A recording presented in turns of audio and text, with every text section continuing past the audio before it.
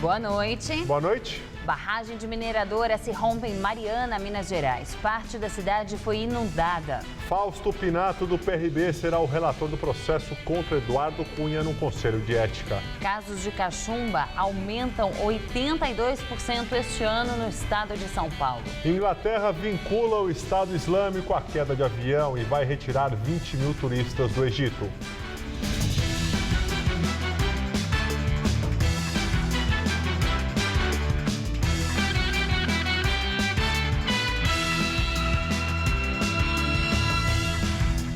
Barragem se rompe no distrito de Bento Rodrigues, em Mariana, Minas Gerais. O acidente pode ser um dos maiores do gênero no país.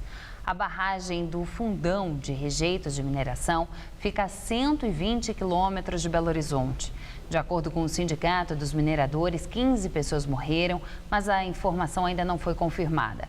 Com a força das águas, toda a rede elétrica da cidade foi destruída e há dificuldades de comunicação na região. De acordo com os bombeiros, o rompimento da barragem destruiu a estrada que dá acesso à região, o que está dificultando a chegada de equipes de resgate.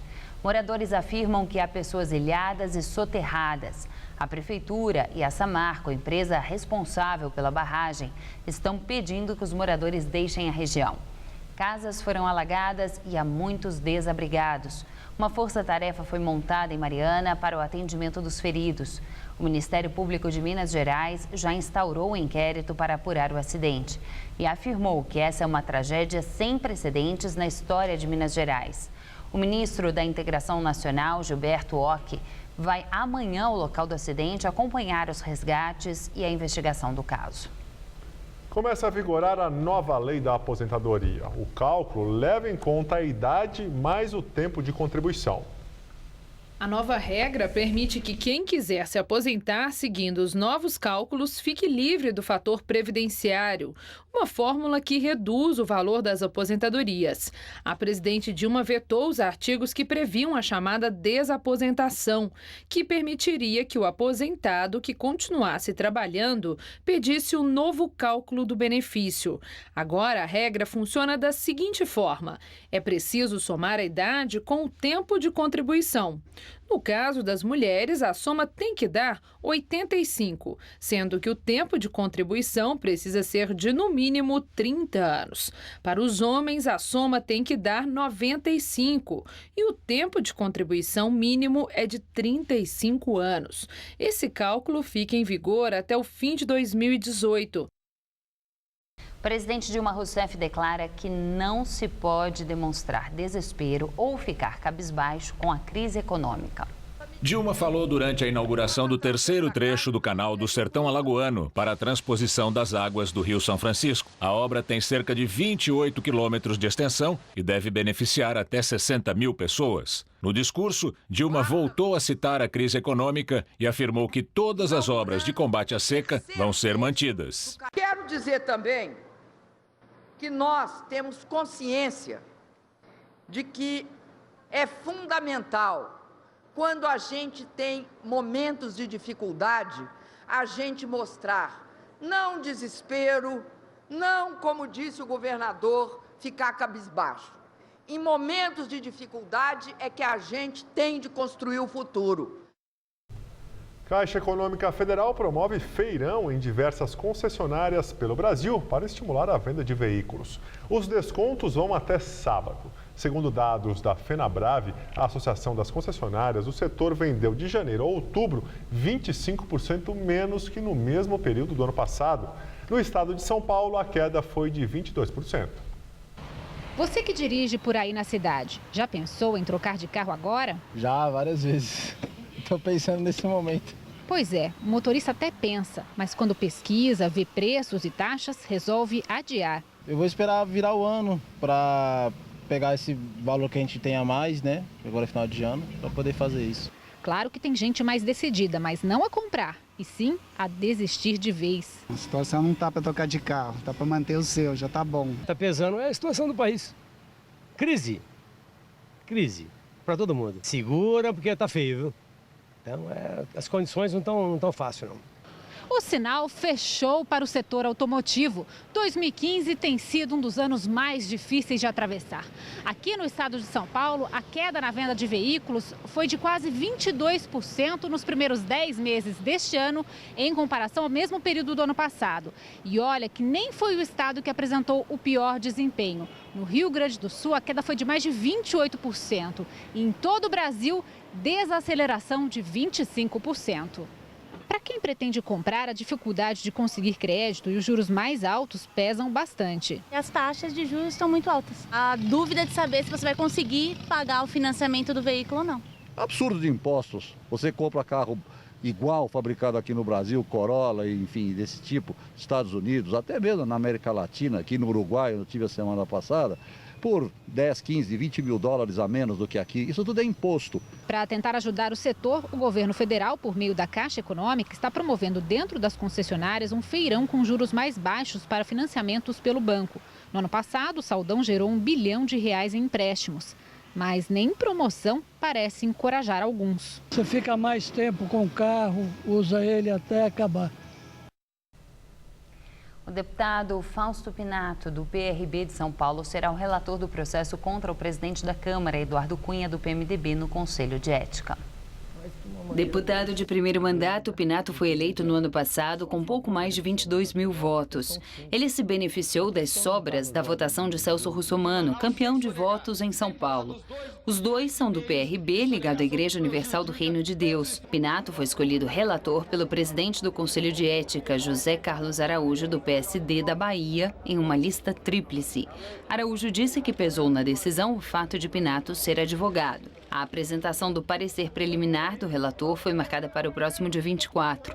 Em seguida, Eduardo Cunha terá 10 dias para sua defesa. O senhor Eduardo Cunha vai ser julgado como um deputado comum, não como presidente da Câmara. A partir desse momento, eu me torno um juiz e, como um juiz, tem que ter imparcialidade e julgar conforme as provas dos autos. O PSOL e a Rede, autores do pedido de cassação, acusam Eduardo Cunha de quebra de decoro parlamentar. Os dois partidos dizem que ele mentiu à CPI da Petrobras quando disse não possuir contas na Suíça. Documentos do Ministério Público suíço revelam a abertura e outros dados sobre as contas. Eduardo Cunha não quis comentar a escolha do relator. Você, para mim, já disse que é indiferente, qualquer um que seja escolhido é indiferente. A mim me cabe me defender e provar a inocência do que está sendo na representação, mais nada. Eduardo Cunha negou que tenha conversado com deputados sobre detalhes da defesa que pretende apresentar ao Conselho de Ética. Não existe isso. Já nomeei um advogado para o Conselho de Ética, então vai ser tratado dessa forma, com toda a calma, toda a tranquilidade, com a riqueza de detalhes necessários. Direto de Brasília, Josias de Souza fala sobre a estratégia de defesa de Eduardo Cunha. Começou a andar o processo de cassação do deputado Eduardo Cunha. Pode acabar de duas maneiras, ou em redenção ou em circo.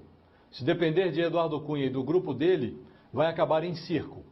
Acusado de mentir sobre a abertura de contas secretas na Suíça, Eduardo Cunha esboça uma linha de defesa cômica. O deputado diz que as contas de fato não são dele, pertencem a empresas que ele abriu no exterior.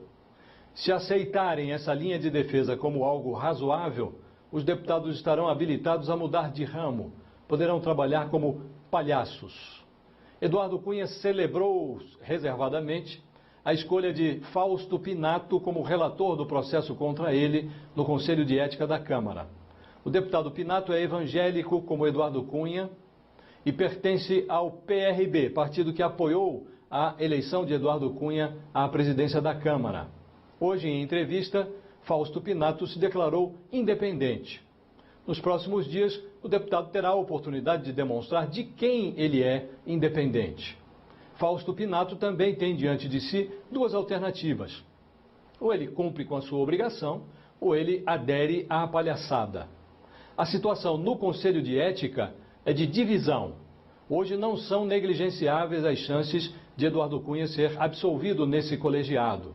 O processo deve ser longo, talvez se arraste até o ano que vem, mas não são negligenciáveis as chances de Eduardo Cunha prevalecer nesse colegiado. Também no plenário da Câmara, a situação de Eduardo Cunha é relativamente confortável.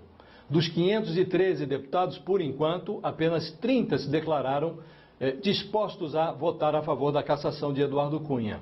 Os demais se dividem entre diversos talentos. Há na Câmara engolidores de sapo, trapezistas ideológicos, malabaristas verbais e ilusionistas. Ou essa gente muda rapidamente, ou a Câmara vai se diluir num espetáculo circense que Dilma Rousseff assistirá de camarote. Boa noite.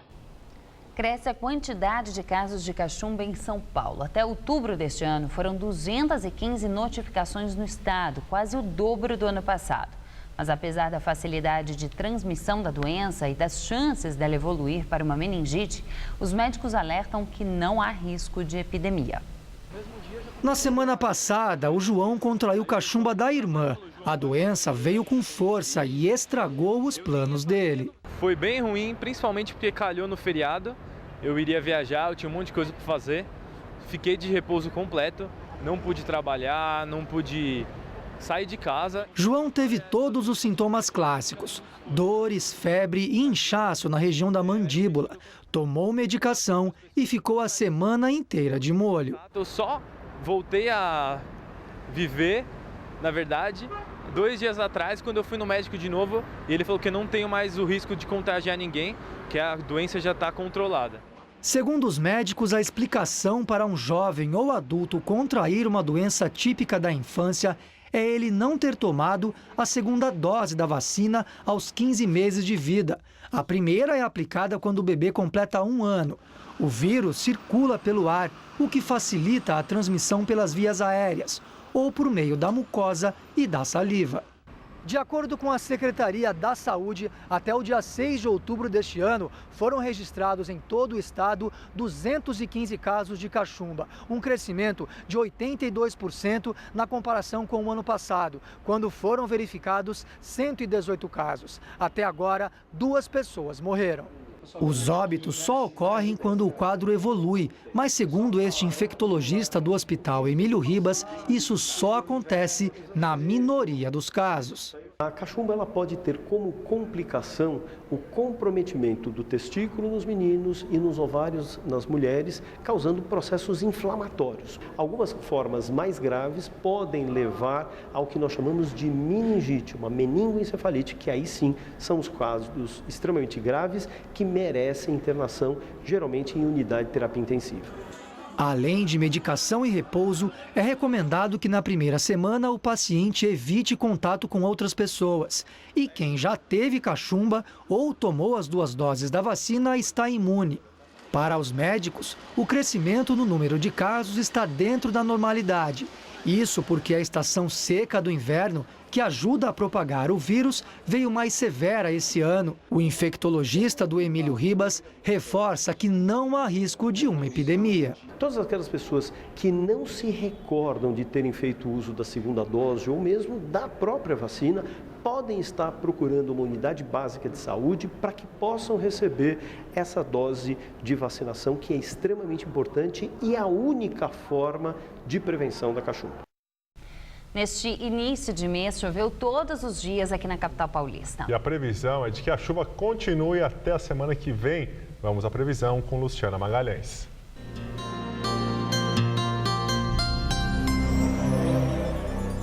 O tempo continua bastante instável em São Paulo nesta sexta-feira. A chuva é esperada em todo o estado. A diferença fica por conta da nebulosidade. No caso da faixa leste, que inclui o litoral e também a capital paulista, o vento úmido que sopra do mar ajuda a manter o céu encoberto. Já no centro-oeste paulista, o sol aparece, mas ocorrem pancadas de chuva à tarde. Máxima amanhã de 30 graus em Presidente Prudente. No centro-norte, amanhã também será de tempo firme, com pancadas a partir da tarde. Máxima de 34 em Ribeirão Preto. E na faixa leste, com exceção de Campinas e Sorocaba, que terão aberturas de sol, o tempo fica chuvoso. Máxima de 25 graus em Santos. Amanhã aqui na capital, tempo fechado com chuva a qualquer hora, máxima de 25 graus. No sábado, o sol aparece entre muitas nuvens e pode chover a qualquer momento, máxima de 24. E no domingo, a chuva é esperada a partir da tarde e a máxima sobe para os 28 graus. A seguir, Rolling Stones anuncia shows no Brasil. E a queda do avião russo no Egito. Inglaterra afirma que Estado Islâmico pode estar por trás da tragédia aérea que matou mais de 200 pessoas. Qual Casper você é? A minha Casper é informação. A minha Casper é organização. A minha Casper é criação. A minha Casper é luz, câmera, ação. A minha Casper é comunicação. É teoria, é prática, é oportunidade de estágio. É a melhor localização. Essa é a minha Casper. E você, qual Casper você é?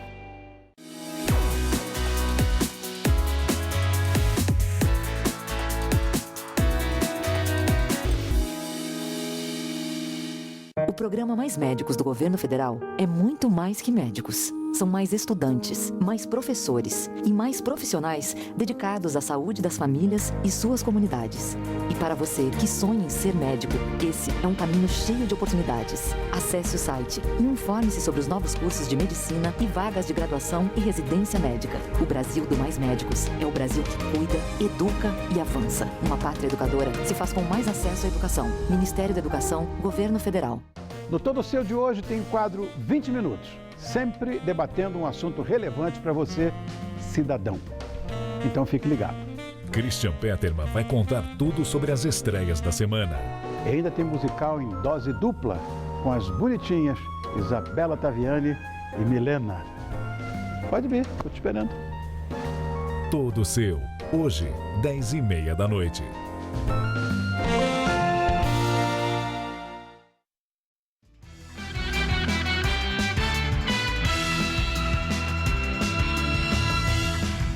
Alto Comissariado da ONU para Refugiados estima que, mesmo durante o inverno, 5.000 imigrantes vão continuar chegando todos os dias à Europa. Imagens gravadas por um drone mostram o movimento de imigrantes na costa da Turquia. As pessoas seguem trilhas na cidade costeira de Cesme. Quando chegam à praia, encontram os botes infláveis contratados para levá-los à ilha grega de Kos, que fica a menos de 8 quilômetros dali. Apesar das águas cristalinas, a jornada se torna cada dia mais perigosa, com a aproximação do inverno. Um dos botes afundou hoje e 2 meninos morreram afogados. Mais de 760 mil pessoas já cruzaram o Mediterrâneo este ano, fugindo das guerras na Síria, Afeganistão e Iraque e de conflitos na África. Pelo menos 3.400 pessoas morreram ou estão desaparecidas. A Agência de Refugiados da ONU faz um apelo por mais verbas para evitar uma tragédia na Grécia e nos Balcãs, onde o frio castiga as multidões que estão a caminho de países mais ricos, principalmente Áustria e Alemanha. A União Europeia prevê a chegada de 3 milhões de refugiados até 2017. O governo de Londres diz que parece ser cada vez mais provável que o Estado Islâmico derrubou o Airbus de uma companhia russa no deserto do Sinai. 20.000 turistas britânicos vão ser retirados do Egito. A pista do aeroporto de Sharm el-Sheikh quase não tem movimento. As esteiras de bagagem estão vazias. Na Alemanha, as passagens aéreas para o balneário egípcio estão em promoção, mas faltam compradores. A Lufthansa seguiu as medidas da Grã-Bretanha e da Irlanda e também suspendeu seus 2 voos semanais. Amanhã, o Reino Unido deve começar a operação para retirar do balneário cerca de 20.000 turistas britânicos. Para o governo de Londres e para os Estados Unidos, as evidências sugerem que a causa provável da queda do avião foi uma bomba plantada pelo grupo Província do Sinai, ligado ao Estado Islâmico. Ainda não há conclusões finais. O primeiro-ministro britânico, David Cameron, recebeu o presidente egípcio Abdel Fattah al-Sisi, que prometeu reforçar a segurança dos turistas, mas destacou que há 10 meses os britânicos tinham avaliado e aprovado as condições do aeroporto de Sharm el-Sheikh. Cameron afirmou que a decisão de suspender os voos foi acertada e declarou que os 2 países estão trabalhando juntos no caso. O primeiro-ministro britânico também conversou com o presidente presidente Vladimir Putin por telefone, depois de a Rússia protestar publicamente por Londres não compartilhar suas informações. No Peru, a manifestação de funcionários da área da saúde termina em confronto com a polícia. Os trabalhadores tomaram as ruas de Lima e caminhavam em direção ao Congresso. Eles reivindicavam melhores condições de trabalho e aumento de salário, mas o protesto terminou em confusão entre manifestantes e policiais. Os oficiais também usaram um canhão d'água para dispersar o ato. O Congresso da Bolívia aprova a lei de convocação do referendo que vai definir se o presidente Evo Morales pode se candidatar à reeleição. A consulta popular deve acontecer no dia 21 de fevereiro. Evo Morales assumiu a presidência em 2006, foi reeleito em 2010 e em 2015. Se o referendo aprovar a reforma constitucional, ele vai poder se candidatar para o 4º mandato consecutivo. Rolling Stones anuncia shows no Brasil em 2016.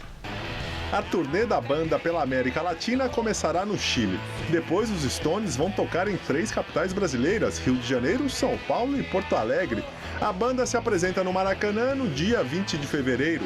Depois passa pelo Morumbi nos dias 24 e 27 e encerra a passagem pelo Brasil no estádio Beira-Rio no dia 2 de março. Por enquanto, não há informações sobre a venda de ingressos.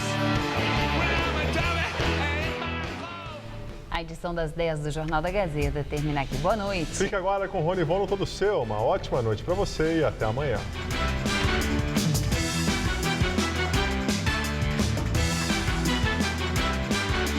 Daqui a pouco, 11h30 da noite, visite um restaurante especializado em iguarias peruanas no Hoje Tem. Assista agora, Todo Seu.